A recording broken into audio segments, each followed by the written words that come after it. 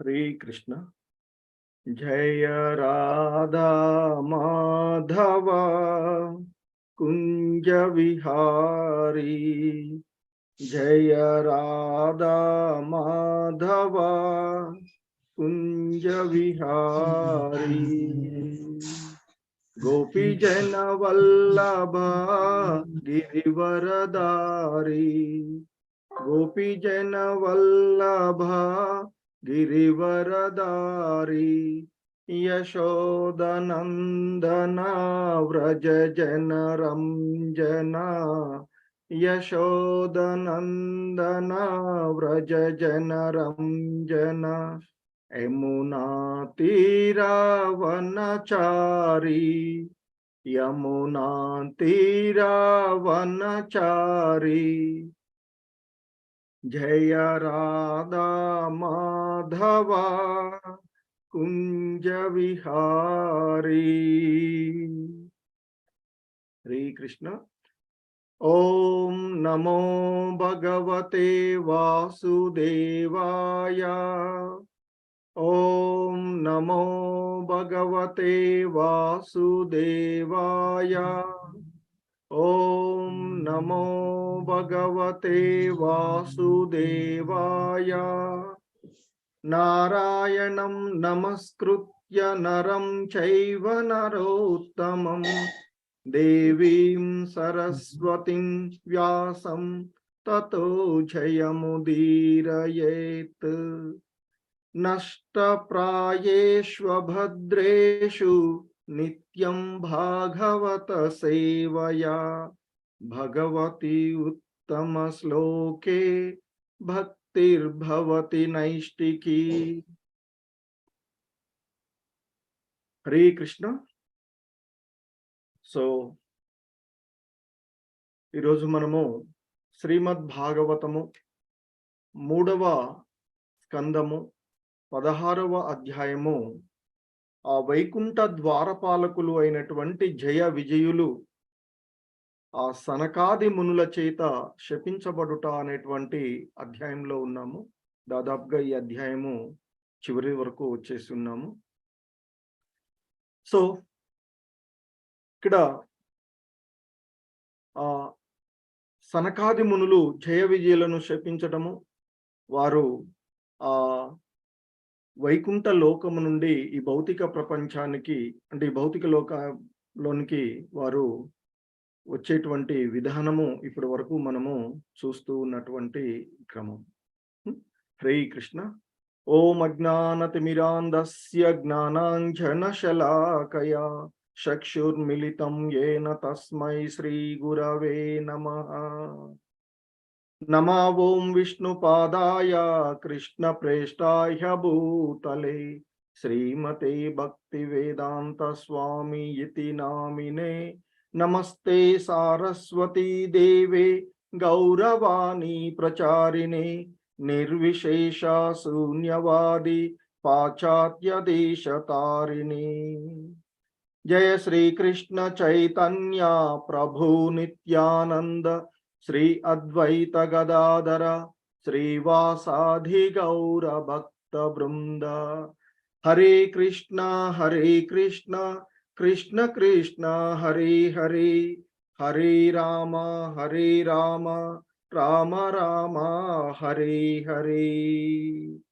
Hare Krishna.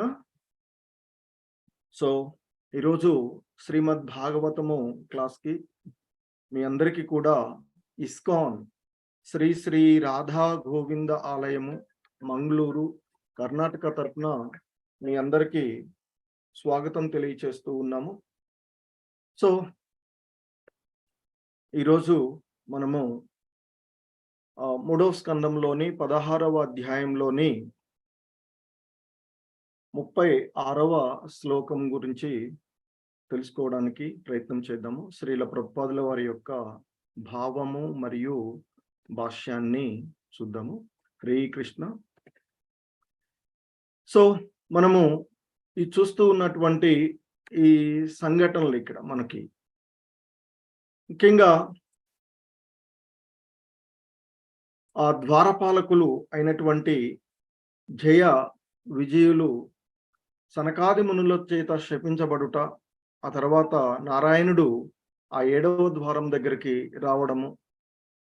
So, ఆ నారాయణ్‌ని దర్శించుకున్నటువంటి సనకాది మునులలో ఆ పరమాత్మ తత్వాన్ని, భగవాన్ తత్వాన్ని వారు అవగాహనం చేసుకొని, సో, వారు అక్కడ చేసిన అంటే వారు ద్వారపాలకులు, ఆ భగవంతుని యొక్క సేవకులైనటువంటి ద్వారపాలకులు వారి ధర్మాన్ని వారు నిర్వర్తించినందుకు వారు వారిని శపించినందుకు వారు తప్పుగా భావించి, ఆ భగవంతుడిని మన్నించమని కోరుకోవడము. ఏ విధమైనటువంటి శిక్ష విధించినా మేము దానికి సమ్మతిస్తాము అని సనకాది మునులు అనగా, అప్పుడు భగవంతుడు చెప్తాడు, ఇదంతా నా ఏర్పాటు ద్వారానే జరిగినటువంటిది. సో, నా ప్రణాళికలో భాగంగానే ఆ జయ విజయులు మీ చేత శపించబడ్డారు అనేటువంటి విషయాన్ని ఆ భగవంతుడు తెలియచేసి, అలాగే తన అంటే తాను బ్రాహ్మణులకు, భక్తులకు ఇచ్చేటువంటి విషయాలన్నీ కూడా చాలా వివరించడము. సో, అదంతా అవగాహనం చేసుకున్నటువంటి సనకాది మునులు ఆ భగవంతుని యొక్క గూఢ అర్థాలతో కూడినటువంటి మాటలకు కొన్ని వారు సరిగా అవగాహనం చేసుకోలేని అంటే చెప్తారు. నిన్ను అవగాహనం చేసుకోవడం అనేటువంటిది సాధారణమైనటువంటి మాకు సాధ్యం కాదు అనేటువంటి విధంగా ఆ భగవంతుడు చెప్తారు. సో, దేవతలు, మహర్షులకు నేను అవగతం కాను. ఎందుకంటే ఆయన యొక్క లీలలు సర్వాంతరయామి అయినటువంటి వాడు, సంపూర్ణమైనటువంటి వాడు. మిగిలినది ఏది కూడా పరిపూర్ణమైనటువంటిది కాదు. ఆయనకి సమానుడు కానీ, ఆయనకంటే అదుకుడు కానీ ఎవరూ లేని కారణంగా ఆయన యొక్క తత్వము ఆయనకి తప్ప మరొకరికి అర్థం కాదు. ఆయన చెప్తేనే దాన్ని మనము అవగాహనం చేసుకోగలిగేటువంటి అంశం. సో, ఆ విధంగా వారు ఆ భగవంతుని చేత సంతృప్తపరచబడి అక్కడి నుండి వారు తిరిగి రావడము. ఆ తర్వాత ఇక ద్వారపాలకులతో ఆ భగవంతుడు చెప్తాడు. వారు అంటే నా యొక్క ఏర్పాటు ద్వారానే మీరు వెళ్తున్నారు. కాబట్టి 3 జన్మలు అసుర జన్మలు పొంది తిరిగి మరి మీరు నా ధామానికి వస్తారు అని ఆయన చెప్పడము. సో, ఆ విధంగా ఎప్పుడైతే బ్రాహ్మణులు వారిని శపించారో వారి యొక్క తేజస్సు, ముఖ సౌందర్యము తగ్గిపోవడము, ఆ తర్వాత వారు భగవద్ధామము నుండి పతనం చెందుతూ వస్తూ ఉన్నారు. ఆ విధంగా జరుగుతూ ఉన్నప్పుడు అక్కడ ఉన్నటువంటి ఆ వైకుంఠ వాసులందరూ కూడా పెద్దగా ఆహాకారాలు కావించారు అని చెప్పడము.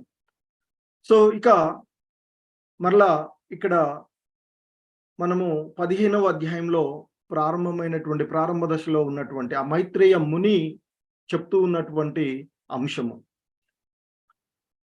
సో, ఆయన చెప్పినటువంటి విషయం చెప్తాడు.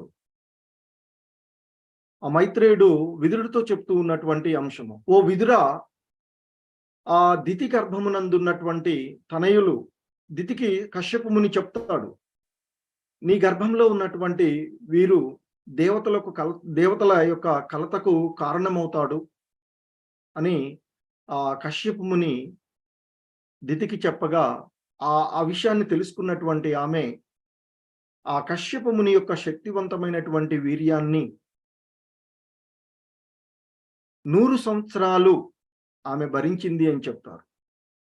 ఎందుకంటే అది ఇతరులకు కష్టాన్ని కలిగించడానికి ఉద్దేశించబడింది కాబట్టి తనకు చేతనైనంత వరకు కొంత తను ఆపడానికి ప్రయత్నించింది. ఎందుకంటే దేవతలకు వారు కలత కలిగించేవారు అని కశ్యపు ముని చెప్పినటువంటి విషయాన్ని తెలుసుకొని, ఆ విషయాన్ని మైత్రేయ ముని విదురుడితో చెప్తూ ఉన్నటువంటి అంశాన్ని మనము విన్నటువంటిది. ఆ తర్వాత ఇక దాని యొక్క ప్రభావం కనిపిస్తుంది. ఆ ప్రభావం కారణంగానే దితి యొక్క గర్భ తేజస్సు ద్వారా అన్ని లోకాలందు ఆ సూర్య చంద్రుల యొక్క కాంతి సన్నగిల్లిపోయింది అని చెప్తాడు మైత్రేయుడు విదురుడితో. ఆ తేజస్సు చేత కలత చెందినటువంటి వారైనటువంటి ఆ వివిధ లోకపాలకులు అందరూ కలిసి అన్ని దిక్కుల యందు ఆవరించినటువంటి ఈ అంధకారం ఏంటి అంటే, ఇక్కడ ఆ కశ్యపుని వీర్య తేజస్సుకు ఆ దితి గర్భంలో ఉన్నటువంటి ఆ తేజస్సుకు మిగిలినవన్నీ కూడా తేలిపోతున్నాయి. సో అది గమనించినటువంటి ఆ లోకపాలకులందరూ కలిసి ఏమిటి ఈ అంధకారము అనుకుంటూ ఆ విశ్వ సృష్టికర్త అయినటువంటి బ్రహ్మ దగ్గరకు వచ్చి వారు అడుగుతూ ఉన్నారు. ఆ బ్రహ్మ దేవతలకు ఈ విషయాన్నంతా కూడా వివరిస్తూ వచ్చినటువంటిది మనం చూస్తూ ఉన్నటువంటిది. సో వారు అడిగిన తర్వాత ఇంకా ఆ దేవతలు బ్రహ్మను అడుగుతూ ఉంటారు.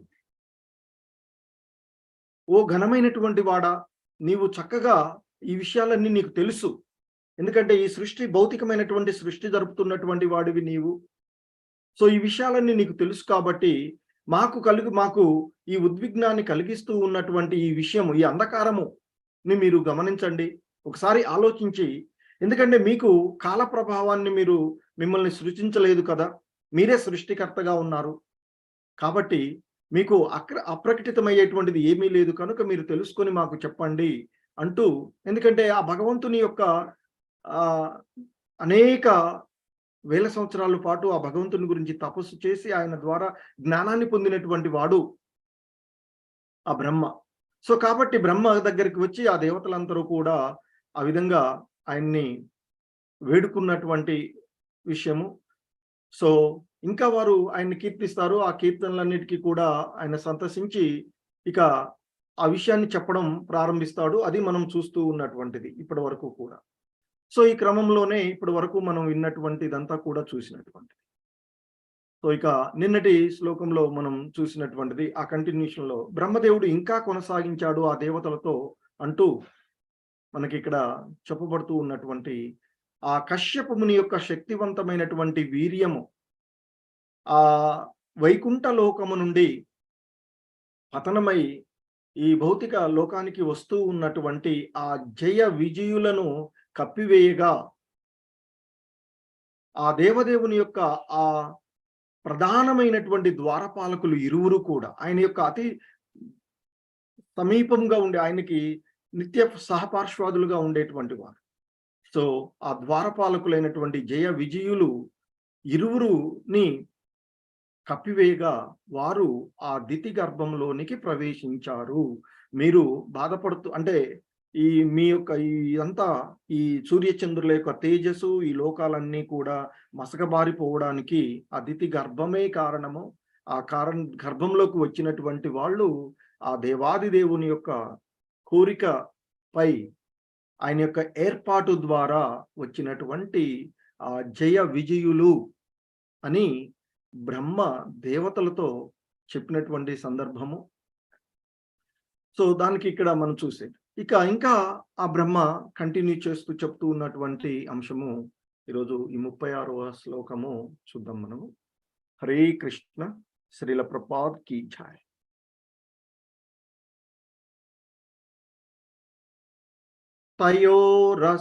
తయోరసురయోరద్య తేజసా యమయోరిహివః ఆక్షిప్తం తేజయేతర్హి భగవాంస్తద్విదిత్సతితి. సో ఇంకా ఆ బ్రహ్మ దేవతలతో కొనసాగిస్తూ చెప్తూ ఉన్నటువంటి తయో అంటే వారి యొక్క ఆ ఇరువురు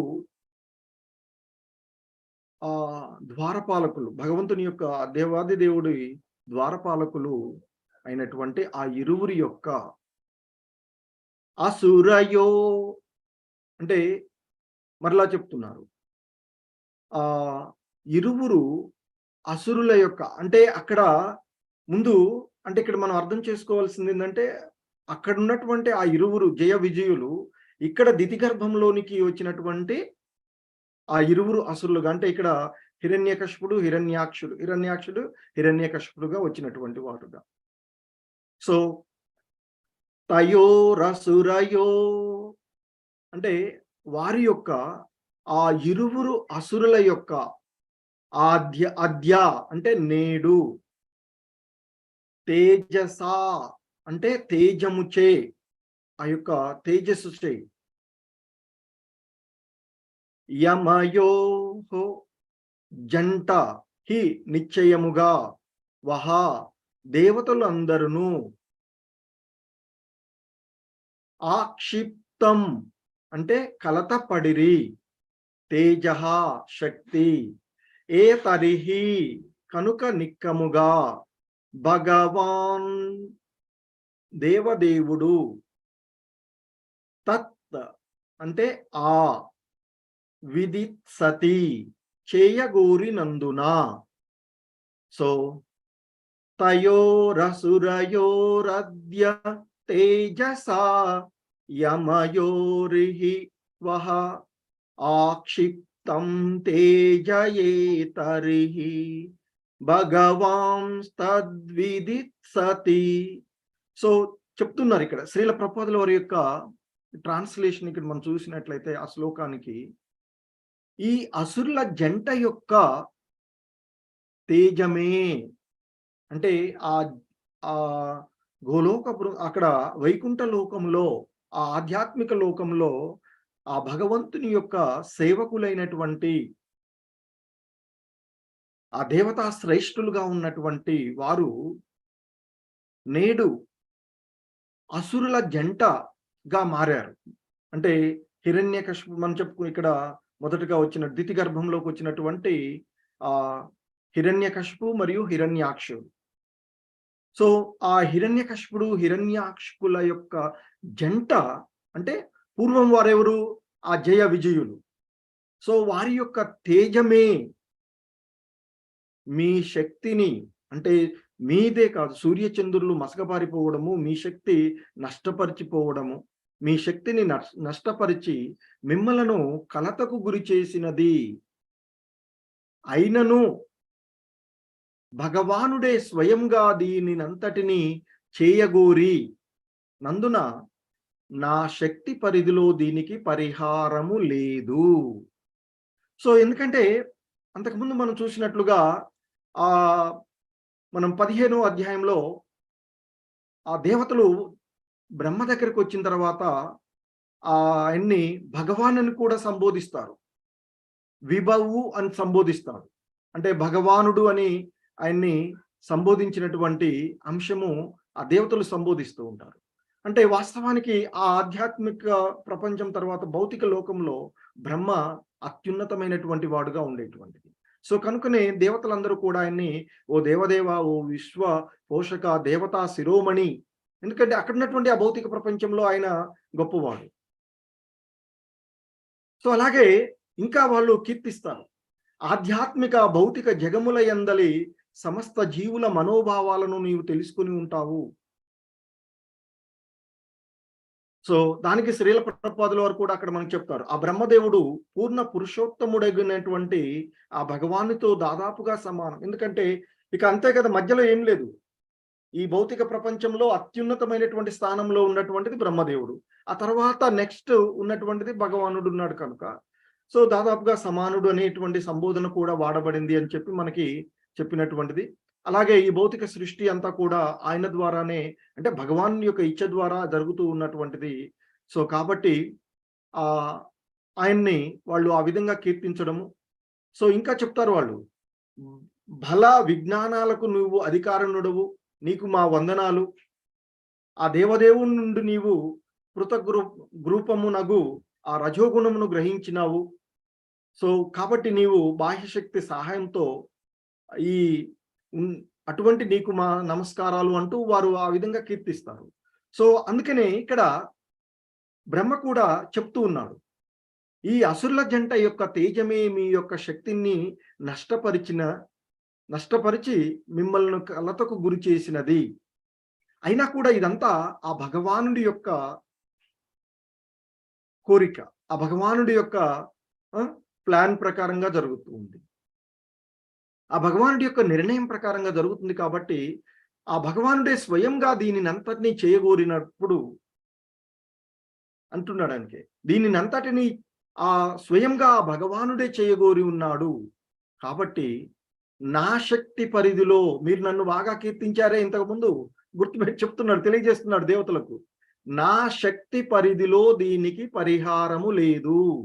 సో అది ఇక్కడ మనము భగవద్గీతలో కానీ భాగవతంలో కానీ ఆ దేవాది దేవుడుకు సమానులు కానీ ఆయనకు మించిన వారు కానీ లేరు అని చెప్పడంలో సో చూడండి, మనం కూడా ఎన్ని కథలు ఇప్పుడు అందరికీ చాలా మందికి చాలా చాలా మనం భౌతికంగా చూస్తూ ఉన్నటువంటి దాంట్లో అందరూ సమానులే కదా! బ్రహ్మ, విష్ణువు, శివుడు అనేటువంటి ఒక కాన్సెప్ట్‌లో ఉంటూ ఉంటాం. ముగ్గురు కూడా సమానులే అని చెప్తూ ఉంటాం. కానీ మనం చూసినటువంటి భాగవత కథల్లో కానీ, ఎక్కడ కానీ విష్ణుమూర్తికి ఏదైనా కలిగినప్పుడు వీళ్ళు చేసినటువంటిది లేదు. కానీ శివుడు కానీ, బ్రహ్మ కానీ ఈ అసురులకో లేదా ఎవరికైనా వరాలిస్తే వాటిని మళ్ళీ అంటే వాటిని ఆ విధంగా ఉంటూనే వాటికి పరిహారాలు చూపించగలిగినటువంటిది ఒక విష్ణువే. ఆ విధంగానైనా మనము ఆ విష్ణు భగవానుడి యొక్క ఆధిపత్యాన్ని అంగీకరించవలసినటువంటి అంశాన్ని మనం తెలుసుకోవాల్సింది. సో ఇక్కడ బ్రహ్మే చెప్తున్నాడు స్వయంగా, ఓ దేవతలారా. అందుకే అంతకుముందు శ్లోకంలో ఆయన వాడినటువంటి పదము మనము గుర్తుపెట్టుకోవాల్సినటువంటిది. 34 శ్లోకంలో చెప్తారు. ఏమని? విమాన అగ్రేష్యుత్తమాని పుత్రకాహ. అంటే వీళ్ళందరూ కూడా ఈ దేవతా శ్రేష్ఠులుగా ఉండేటువంటి వీళ్ళందరూ కూడా వివిధ లోకాల పాలకులైన ఎవరైనా కూడా ఆ బ్రహ్మ యొక్క పుత్రులే. సో కాబట్టి ఆయన యొక్క పుత్రులకు ఆయన చెప్తూ ఉన్నటువంటి అంశం ఆయన ద్వారా వచ్చినటువంటి. మరి ఆ బ్రహ్మ ఎవరి ద్వారా వచ్చారు? కృష్ణ భగవానుడి ద్వారా వచ్చినటువంటి. సో కాబట్టి ఈ మొత్తం సృష్టికి మూల ఆధారము ఆ భగవంతుడు.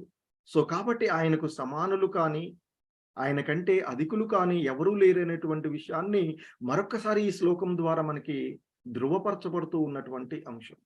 సో అందుకే ఆ బ్రహ్మ అంటున్నాడు, అయినా కూడా సో మీ యొక్క ఈ మీరు అంటే మీ తేజస్సును అధిగమించినటువంటి తేజస్సు ఎక్కడైతే ద్వితిగర్భంలో మీరు అంటే ఇక్కడ ఈ లోకంలో వస్తుంది అని మీరు భావిస్తూ మీరు కలతకు చెందారో, కలత చెందడం తప్ప మనం చేయగలిగేది ఏమీ లేదు.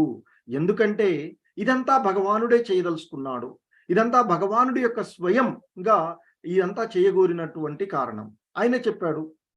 ఇది వీళ్ళకి కూడా చెప్పాడు కదా!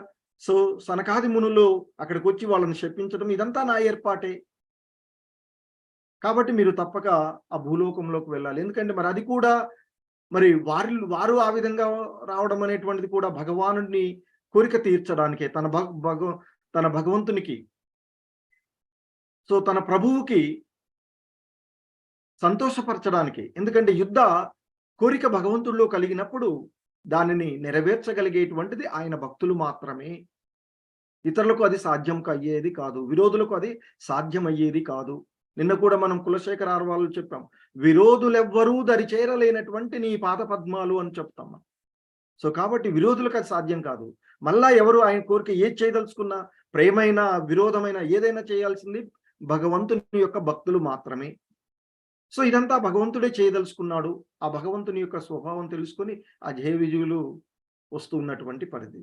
సో కాబట్టి భగవంతుడే స్వయంగా చేయదలుచుకున్నప్పుడు ఇక నా శక్తి పరిధిలో దీనికి పరిహారము లేదు. మీరంతా నన్ను వేడుకుంటూ నన్నేదో కీర్తించి చెప్పి దీనికి ఏదన్నా పరిహారం చెప్పమని నా దగ్గరకు వచ్చారు కదా! మీరంతా దీనిని భరించడం తప్ప మళ్ళీ ఆ భగవానుడు దానిని అధిగమిస్తాం తప్ప వారిని అధిగమించేవారు ఎవ్వరూ లేరు. అంటే ఇక్కడ చూడండి, ఆ దేవతలు కూడా ఎవరు అధిగమించి చేయగలిగేటువంటిది లేదు అని ఇక్కడ చెప్తూ ఉన్నటువంటి నా శక్తి పరిధిలోకి లేదని బ్రహ్మే చెప్తున్నాడు. కాబట్టి దేవతలందరూ కూడా ఆ హిరణ్యకశిపుడు, హిరణ్యాక్షుడు ఏం చేస్తే దాన్ని భరించడం తప్ప ప్రతిఘటించలేనటువంటి పరిస్థితి అనేటువంటిది చాలా క్లియర్‌గా ఇక్కడ మనకు తెలుస్తూ ఉన్నటువంటి అంశం. హరే కృష్ణ. ఇక శ్రీల ప్రభుపాదుల వారు దీనికి చాలా చక్కటి భాష్యం మనకి ఇచ్చినారు. సో ఆ భాష్యాన్ని మనం చూసినట్లయితే సో ఆయన చెప్తున్నారు ఇక్కడ, శ్రీల ప్రభుపాద్ కి జై. పూర్వపు సో ఇంతకు ముందు దాకా జయ విజయులుగా ద్వారపాలకులుగా మనం చెప్పుకుంటూ వచ్చినటువంటి బ్రహ్మ అంటే మనము వింటూ వచ్చినటువంటిది బ్రహ్మ చెప్తూ ఉన్నటువంటి అంశాన్ని శ్రీల ప్రభుపాదుల వారు మనకి ట్రాన్స్లేట్ చేసి మనకి ఇలా అందించినప్పుడు ఈ వాల్యూమ్స్ గా అందించినటువంటి వీటి నుండి వింటూ ఉన్నటువంటి క్రమం ఇదంతా కూడా మీరు వింటూ ఉన్నదంతా శ్రీల ప్రభుపాదుల వారు చెప్తూ ఉన్నటువంటి అంశాన్ని మనం వింటూ ఉన్నటువంటిది.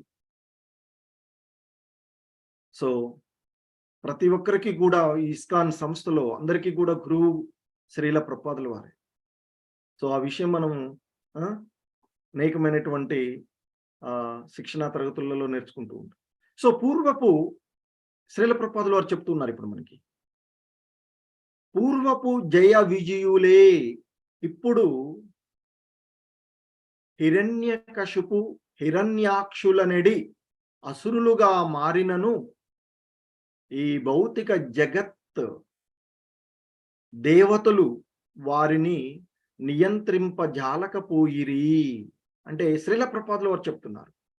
సో వారు పతనం చెందిన పూర్వపు భగవంతుని పార్శ్వాదులుగా ఉన్నటువంటి నిత్య పార్శ్వాదులుగా ఉన్నటువంటి ఆ జయ విజయులు ఈ భౌతిక ప్రపంచంలోనికి పతనం చెందిన ఈ అంటే ఈ ఆ భౌతిక లోకాలలో ఉన్నటువంటి దేవతలు వారిని అధిగమించలేకపోయారు, వారిని నియంత్రించలేకపోయారు. అంటే ఈ భౌతిక ప్రపంచంలో ఉన్నటువంటి దేవతలు వీళ్ళందరి అంటే కూడా వారు ఇంకా, ఎందుకంటే అది ఆ భగవంతుని యొక్క ఏర్పాటు ద్వారా వచ్చినటువంటి వారు, తనకు తానుగా పతనం చెంది వచ్చినటువంటి వారు కాదు వారు. సో కాబట్టి ఈ భౌతిక జగత్తు దేవతలు, అంటే ఈ జగత్తులో ఉన్న దేవతలు వారిని నియంత్రింపజాలకపోయిరి. కనుకనే ఆ దానవులు సృష్టించినటువంటి కల్లోలములను క్షమింప చేయుటకు తనకు గాని దేవతలకు గాని సాధ్యము కాదని బ్రహ్మదేవుడు పలికాడు. ఆయన అన్నాడు కదా, అయినను భగవానుడే స్వయంగా దీనినంతటినీ చేయగోరినాడయ్యా, మరి అందువల్ల నా శక్తి పరిధిలో దీనికి పరిహారము లేదు, నాకే లేదంటే మీకు కూడా లేదు పుత్రులారా అని తెలుసుకోండి అని దేవతలకు కూడా చెప్తూ ఉన్నట్లు. సో కాబట్టి ఆ దానవులు సృష్టించినటువంటి కల్లోలములను క్షమింపజేయుటకు ఆ బ్రహ్మకు గాని దేవతలకు గాని సాధ్యము కాదు అనేటువంటి విషయాన్ని బ్రహ్మదేవుడే చెప్పినటువంటి అంశాన్ని మనకి ఇక్కడ గుర్తు చేస్తున్నారు శ్రీల ప్రభుపాదులు. అలాగే ఇంకా చెప్తూ ఉన్నటువంటి అది ఎందుకు అనేటువంటిది కూడా చెప్తున్నారు ఇక్కడ శ్రీల ప్రభుపాదులు. భగవదాజ్ఞ పైననే, అంటే భగవంతుని యొక్క ఆజ్ఞ, ఆ భగవంతుడి యొక్క ప్లాన్ ప్రకారంగానే, ఆ భగవంతుడి యొక్క ఏర్పాటు ప్రకారంగానే వారు ఈ భౌతిక జగమునకు వచ్చి ఉండిరి. అంటే వారికి వారుగా పతనం చెంది రాలేదు ఇక్కడికి, వారికి వారుగా తిరుగుబాటు ధోరణితో వచ్చినటువంటిది కాదు ఇక్కడ. సో కాబట్టి భగవంతుని యొక్క ఆజ్ఞ పైననే వారు ఈ భౌతిక ప్రపంచానికి, ఈ భౌతిక జగత్తుకు వచ్చారు వారు. కనుక ఆ దేవదేవుడు ఒక్కడే అట్టి కల్లోలములను క్షమింపచేయగలడు. ఓ దేవతలారా, ఓ పుత్రులారా, ఆ జయ విజయులు ఇప్పుడు దితిగర్భంలో ఉన్నటువంటి హిరణ్యకశిపు హిరణ్యాక్షకులు భగవంతుని యొక్క ఆజ్ఞపైనే వచ్చారు వాళ్ళు. మరి భగవంతుని యొక్క ఆజ్ఞపై వచ్చినటువంటి వాళ్ళని, ఈ భౌతిక జగత్తుకు వచ్చినటువంటి వాళ్ళను మీరు గాని నేను గాని వారిని నియంత్రించలేము, అది తెలుసుకోండి అని చెప్పి ఇంకా చెప్తున్నారు. కాబట్టి మళ్ళీ ఆ దేవదేవుడు ఒక్కడే, ఆ దేవదేవుడు వచ్చినప్పుడే ఆయన మాత్రమే ఈ కల్లోలాలను, వాళ్ళు సృష్టించేటువంటి ఈ కల్లోలాల నుండి మిమ్మల్ని కానీ నన్ను కానీ రక్షింపగలడు. అంటే వారిని నియంత్రించగలిగేది ఆ దేవదేవుడొక్కడే అనేటువంటి విషయాన్ని చెప్తూ ఉన్నారు. అనగా జయ విజయులు అసుర దేహములను పొందినప్పటికీ ఇతరుల కన్నను అధిక శక్తిమంతులుగానే ఉండిరి. సో ఎందుకంటే ముల్లోకాలను జయిస్తాడు ఆ హిరణ్యకశిపు కదా. హిరణ్యాక్షుడైతే ఇక అసలు ఆయన చూసి కొన్ని సో ఆ విధంగా వారిద్దరూ అంతటి శక్తిమంతులుగా ఉండడానికి ఆయన దేవదేవుడే పంపించినటువంటి వాళ్ళు, పతనమై వచ్చినటువంటి వాళ్ళు కాదు. సో దేవదేవుని యొక్క ఏర్పాటు ద్వారా వచ్చినటువంటి వారు. సో కాబట్టి మళ్ళీ ఆ దేవదేవుడు మాత్రమే ఈ కల్లోలాల నుండి మనల్ని రక్షించగలిగేవాడు ఎవడూ లేడు అని చెప్తున్నారు. మరి అనగా ఇక జయ విజయులు ఈ అసుర దేహాలను పొందినప్పటికీ కూడా వారు మీ అందరికంటే కూడా శక్తివంతులుగానే ఉన్నారు. ఇంకా చెప్తున్నారు శ్రీల ప్రభుపాదుల వారు, అంటే అక్కడ చెప్పిన అంటే బ్రహ్మ చెప్పినటువంటి అంశాన్ని ఇక్కడ మనకు చెప్పినటువంటిది. జయ విజయులు అసుర దేహాలను పొందినప్పటికిని కూడా ఇతరుల కన్నా వారు అధిక శక్తిమంతులుగానే ఉన్నటి కారణము ఆ భగవంతుని యొక్క ప్లాన్ ప్రకారంగానే రావడం వల్ల వారు ఆ విధంగా ఈ లోకాల్లో ఉన్నటువంటి ఇంద్రుడు గాని అందరూ స్వర్గలో అక్కడ చెప్తాం. ఆ దేవతలకు కార్యనిర్వాహక అధికారిగా ఉండేటువంటి ఇంద్రుడు కూడా ఏం చేయలేడు. ఇంద్రుడు కూడా తోక ముడుచుకొని ఎక్కడో దాక్కుంటాడు. అట్లాంటి పరిస్థితి వీళ్ళని చూసి. సో కాబట్టి చెప్తున్నాడు ఇక్కడ. సో అంతేకాక ఇంకా శ్రీల ప్రభుపాదుల వారు అంటున్నారు, యుద్ధ వాంఛ అనున్న భగవానుని ఎందును ఉన్న కారణమున అతడు యుద్ధము చేయగోరినని ఆ విధంగా వారు నిరూపించిరి. అంటే ఇక్కడ ఆ జయ విజయులు, ఆయన యొక్క సహపార్శ్వాదులుగా ఉన్నటువంటి జయ విజయులు ఆ భగవంతుడిలో కలిగినటువంటి యుద్ధ వాంఛ ఏదైతే ఉందో, భగవంతుడు యుద్ధం చేయగోరుకొని ఉన్నారు. ఆయన కూడా యుద్ధ క్రీడ, ఆయన ఒక గేమ్ లాగా ఒక క్రీడ జరపాలి అని అనుకున్నారు. మరి ఆ క్రీడ నిర్వర్తనలో అంటే మనం ఒక్కళ్ళం ఆడుకోలేం కదా. ఏదైనా ఒక ఆట ఆడాలంటే ఎదుటి వాళ్ళు కూడా మరి ఎదుటివాడు ఎవరికి కూడా సాధ్యం కానటువంటిది. సో కాబట్టి మళ్ళీ ఆ కోరిక నెరవేర్చేటువంటి వాళ్ళు ఆయన యొక్క భక్తులే కనుక ఆ జయ విజయులే ఆ భగవంతుడి యొక్క యుద్ధ వాంఛ ఏదైతే ఉందో, ఆ భగవంతుడి యొక్క యుద్ధ వాంఛను నెరవేర్చుటకే వారిద్దరూ ఇక్కడికి వచ్చారు. వారు ఆ విధంగా ఇక్కడికి రావడము అనేటువంటిది ఆ భగవంతుడు యందు ఉన్నటువంటి యుద్ధ వాంఛే కారణమై ఉన్నది. ఆయన యుద్ధం చేయగోరుకున్నాడు అని ఆ జయ విజయులు ఆ విధంగా వారు పతనం చెందడం ద్వారా నిరూపించారు అని చెప్తున్నారు. సో ఇంకా చెప్తున్నటువంటిది, ప్రతి విషయమునందును అతడు ఆది అయిన వాడే, కానీ యుద్ధం చేయగోరినప్పుడు మాత్రము అతడు భక్తునితోనే పోరాడవలెను కదా. సో కనుకనే అతని కోరిక కారణమున ఆ జయ విజయులు సనకాది మునుల చేత శపించబడిరి అని చెప్తున్నారు. సో ఆ జయ విజయులు సనకాది మునుల చేత శపించబడుట అంటే సనకాది మునులు ఆ భగవద్ దర్శనం కావాలని అనుకోవడం, వారు అక్కడికి రావడము, సో 7వ ద్వారం దగ్గర జయ విజయులు అడ్డుకోవడము, తద్వారా వారు ఆగ్రహం, వారిలో ఉన్నటువంటి కొంచెం ఆ కామాన్ని చిన్న సహోదరుడైనటువంటి క్రోధము వారిలో జనించడము, వారు ఆ జయ విజయులను శపించడం జరిగినటువంటిది. సో అందుకే ఇక్కడ శ్రీల ప్రభుపాదులు వారు చెప్తున్నారు, ఆ భగవంతుని కోరిక కారణంగానే జయ విజయులు సనకాది మునుల చేత శపించబడ్డారు. ఈ విషయాన్ని కూడా భగవంతుడు జయ విజయులతో కూడా సనకాది మునులతో కూడా చెప్పినటువంటి విషయం. సో శపించబడిరి అంతటా ఇక చెప్తున్నారు ఇంకా శ్రీల ప్రభు, అంతటా వారిని భగవానుడు భౌతిక జగమునకు పోయి తనకు శత్రువులు కమ్మని ఆజ్ఞాపించను. ఆ భగవంతుడే చెప్పాడు, మీరు అసురులు ఎలాగూ అసుర స్వభావాలు ఏంటి, మనం భగవద్గీతలో భగవంతుడు చెప్పినటువంటిది. ఆ భగవంతుని యొక్క ఆధిపత్యాన్ని అంగీకరించరు అంటే భగవంతునితో శత్రుత్వాన్ని కోరుతున్నటువంటి వాళ్ళే కదా. సో కాబట్టి ఇక్కడ చెప్తున్నట్టు, అంతటా వారిని భగవానుడు భౌతిక జగమునకు పోయి తనకు శత్రువులు కమ్మని ఆజ్ఞాపించను. అంటే అసుర జన్మలు పొందమంటే శత్రువులు కమ్మనే కదా. సో కాబట్టి శత్రువులు కమ్మని ఆజ్ఞాపించను అని చెప్తున్నారు. ఆ విధంగా అతడు వారితో పోరుటకు అవకాశము వస్తూ ఉన్నది అనేటువంటి విషయాన్ని చెప్తూ ఉన్నారు. మరియు తన ఆ ఆంతరింగిక భక్తుల సేవ ద్వారా అతని యుద్ధ వాంఛ సంతుష్టం నొందగలుగుతుంది. సో భగవంతుని సంతుష్టపరచగలిగేటువంటి వాళ్ళు ఎవరు? భక్తులు మాత్రమే.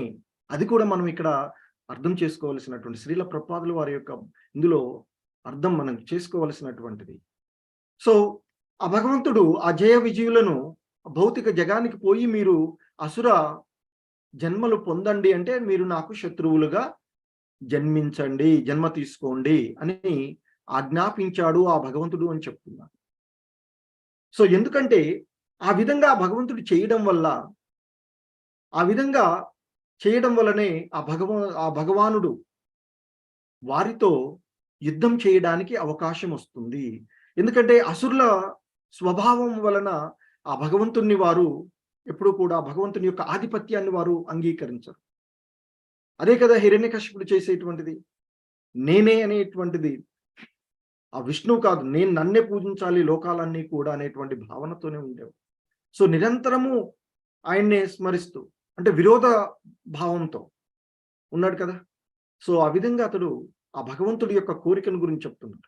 సో ఆ విధంగా భగవంతుడు తన భక్తులైనటువంటి జయ విజయులు అసుర జన్మలు పొందినప్పుడు వారితో యుద్ధం చేయగలిగేటువంటి అవకాశం కలుగుతుంది. అంతేకాకుండా మరి తాను తృప్తి పడాలంటే తన భక్తుల ద్వారానే సాధ్యమవుతుంది. సో కాబట్టి తన యొక్క అంతరింగిక భక్తుల సేవ ద్వారా మాత్రమే ఆ యుద్ధం కూడా ఇక్కడ హిరణ్యాక్షుడు, హిరణ్యకశిపుడు,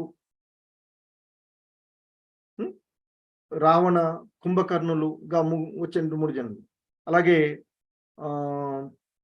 శిశుపాలుడు, వక్రదంతుడు. సో వారు ఆ విధంగా వచ్చినటువంటి 3 జన్మలలోనూ అసురులుగా వారు వచ్చినప్పుడు తన భక్తులే, తన యొక్క ఆంతరింగిక భక్తులే వారు. సో కాబట్టి అది కూడా ఒక రకమైన సేవే. ఎందుకు సేవ అంటున్నాము? ఆ భగవంతుడి కోరిక అది. ఆ భగవంతుడు యుద్ధ క్రీడ చేయాలనుకున్నాడు.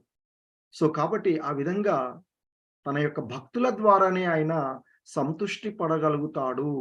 సో కనుకనే తన భక్తులైనటువంటి తన నిత్య పార్శ్వాదులైనటువంటి ఆ జయ విజయులు హిరణ్యకశిపుడు, హిరణ్యాక్షులుగా అక్కడికి వచ్చి ఆ భగవంతుని యొక్క యుద్ధ వాంఛను, యుద్ధ కోరికను, యుద్ధ క్రీడ ఏదైతే ఉందో ఆ యుద్ధ క్రీడ అనేటువంటి భక్తి సేవ ద్వారా ఆ భగవంతుణ్ణి సంతుష్టి నొందగలుగుతారు వారు అని నొందించగలుగుతారు అని చెప్తున్నారు.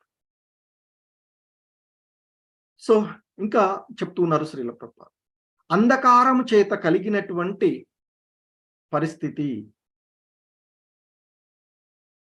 అంటే ఆ దేవతలందరూ కూడా వచ్చి మనం అంతకుముందు అధ్యాయంలో చూసినట్లుగా వారు కలత నుండి ఆ సూర్య చంద్రుల యొక్క తేజస్సు తగ్గిపోవడము, వీళ్ళలో శక్తి తగ్గిపోవడము ఇదంతా గమనించినటువంటి దేవతలు కలత చెంది బ్రహ్మ దగ్గరికి వచ్చారు కదా. సో అందుకే ఇక్కడ చెప్తున్నారు శ్రీల ప్రభు, అంధకారం చేత కలిగినటువంటి పరిస్థితి అంటే దేని కారణం చేత అయితే ఆ దేవతలు కలత చెందారో అది భగవది ఇచ్చయే అని బ్రహ్మదేవుడు దేవతలకు తెలియచేశాడు. ఇప్పుడు జరుగుతూ ఉన్నటువంటి ఈ సంఘటన ఆ దేవదేవుని యొక్క, ఆ భగవంతుని యొక్క కోరిక మాత్రమే, ఆయన చేయదలుచుకున్నటువంటిదే. కాబట్టి ఆ ఇరువురు సేవకులు, ఆయన యొక్క భక్తులు, ఆయన నిత్య సేవకులైనటువంటి వారు ఆ ఇద్దరు కూడా, ఆ ఇరువురు సేవకులు దానవుల రూపమున అరుదించినప్పటికీ దేవతల కన్నను అధిక శక్తి సంపన్నులైయుందురని బ్రహ్మదేవుడు చూపగోరారు అని చెప్తున్నారు. ఇక్కడ బ్రహ్మదేవుడు చెప్తున్నటువంటి విషయంలో ఈ పరిస్థితి నుండి మమ్మల్ని గట్టెక్కించండి అని దేవతలు అడిగారు. అంటే ఏం చేయాలి? చేస్తే బ్రహ్మదేవుడు దానికి పరిష్కారం చూపాలి, లేదా మీరన్నా చేయండి అని ఈ మార్గం ఉంది అని చెప్పాలి బ్రహ్మదేవుడు కదా. సో కాబట్టి మరి ఇది దేవాది దేవుడి యొక్క ఏర్పాటు కనుక ఆయన యొక్క సేవకులైనటువంటి వారిరువురు దానవుల రూపంలో వచ్చినా కూడా వారు మీకంటే కూడా అధికులు అని చెప్పదలుచుకున్నారు. దేవతల కన్నా అధిక శక్తి సంపన్నులై ఉందురు అని చెప్పదలుచుకున్నటువంటి అంశం. ఆ బ్రహ్మదేవుడు ఈ విధంగా చెప్పదలుచుకున్నారని చెప్తున్నారు శ్రీల ప్రభుపాదులు వారు. భగవానుని కర్మలను ఎవ్వరును అతిశయింపజాలరు, దాటజాలరు. సో కాబట్టి భగవంతుని కర్మలను, భగవంతుని యొక్క ఎవరు కూడా సమానులు కానీ అధికులు కానీ ఎవరూ లేరు అనేటువంటి విషయాన్ని మనం వింటూ ఉన్నటువంటిది. సో ఇక్కడ శ్రీల ప్రభుపాదుల వారు మరొకసారి మనకు గుర్తు చేస్తున్నటువంటిది, భగవానుని కర్మలను ఎవరు కూడా అతిశయింపజాలరు, దాటజాలరు. కాబట్టి మళ్ళీ ఆయన రావలసిందే అని చెప్తున్నాడు దేవతలకు బ్రహ్మ. ఆయన వచ్చి చేసేంత వరకు మీరు ఎదురు చూడవలసిందే. ఇదంతయు దేవదేవుని చేతనే ఆదేశింపబడి ఉన్నందున ఆ సంఘటనకు ప్రతిక్రియ చేయుటకు ప్రయత్నింపకుండు అని దేవతలందరూ ఉపదేశించబడిది. మరొక రకంగా ఆయన చెప్పినటువంటి అంశము, నాకు గాని మీకు గాని ఆయన అధిగమించేటువంటి అధికారం లేదు అని చెప్పారు కదా భగవంతుడు చెప్పినటువంటి విషయం. సో అందుకే ఇదంతా కూడా దేవదేవుని చేతనే ఆదేశించబడి ఉన్నది కదా. వారు రావడం అనేటువంటిది ఆ దేవదేవుడు కోరిక. మరి ఆ దేవదేవుడు కోరిక అయినటువంటి దాన్ని మనము ఎలా అతిక్రమించం? కాబట్టి ఈ సంఘటనకు మీరు చేసేటువంటి ప్రతిక్రియ, నేను చేసేటువంటి ప్రతిక్రియలు ఏవీ లేవు. కాబట్టి అటువంటి ప్రయత్నాలు కూడా మనం ఏం చేయడానికి లేదు. అంటే అదితి గర్భం నుండి హిరణ్యకశిపు, హిరణ్యాక్షులు రావాల్సిందే. వారు ద్వారా మీరు బాధలు అనుభవించవలసిందే అనేటువంటిది భగవంతుడి యొక్క ఏర్పాటది అని చెప్తున్నాను. సో కాబట్టి మీరు ఎటువంటి ఏ ప్రయత్నాలు చేసి ఆపేటువంటిది ఏమీ లేదు అనేటువంటి విషయాన్ని చెప్తూ ఉన్నారు. అదేవిధంగా భౌతిక జగమునందు ఏదేని కార్యమును నర్చుటకు, ముఖ్యంగా భగవన్ మహిమలను ప్రచారము చేయుటకు భగవానుని చేత ఆజ్ఞాపింపబడిన వాడు ఎవ్వరి చేతను నిరోధింపబడబోడు. భగవత్ సంకల్పము ఎట్టి పరిస్థితి ఎందైనను నిర్వహింపబడియే తీరును. సో దీనికి మనం ఎన్నో ఉదాహరణలు చూస్తూ ఉంటుంటాం. ఆ భగవంతుని యొక్క ఆ మహిమలను ప్రచారం చేయడానికి ఆయన యొక్క పార్శ్వదులు ఈ విధంగా ఒక రకంగా ఇట్లా వస్తూ ఉంటారు. భగవంతుడే అవతారాలు తీసుకుంటూ ఉంటాడు. ఒక్కొక్కసారి ఆ భగవంతుని యొక్క పార్శ్వదులు, ఆయన సేవకులు, ఆయన యొక్క భక్తులు కూడా ఇక్కడ ప్రచారం చేయడానికి వస్తూ ఉంటుంటారు. శ్రీల ప్రభుపాదుల వారు, భక్తి సిద్ధాంత సరస్వతుల వారు వంటి వారు, అలాగే షడ్ గోస్వాముల వంటి వారు, హరిదాస ఠాకూర్ల వంటి వారు. సో అలాంటి వాళ్ళు వచ్చినప్పుడు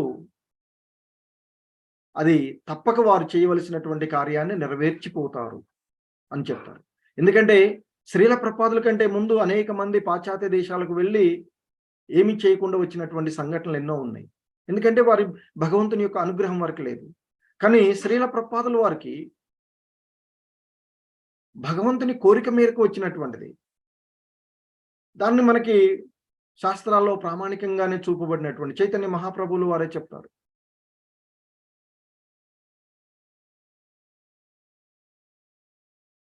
ఈ ఆధ్యాత్మిక విషయాలకు దూరంగా పోయేటువంటి వాళ్ళు, దూరదేశాలకు పోయినటువంటి వాళ్ళు, ఇప్పుడు నేను ఇక్కడ ఉన్నటువంటి నాకు అందుబాటులో ఉన్నటువంటి వాళ్ళందరినీ నేను మారుస్తాను,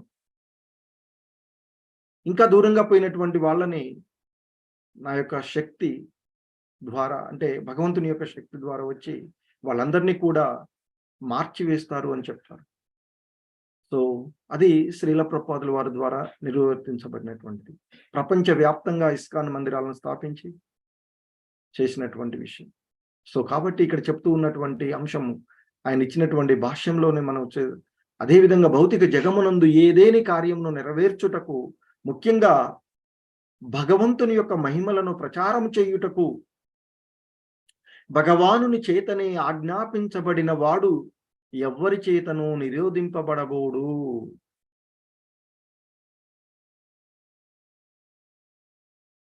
సో కాబట్టి వారు చేసేటువంటి పని వారు నెరవేర్చే వెళ్తారు.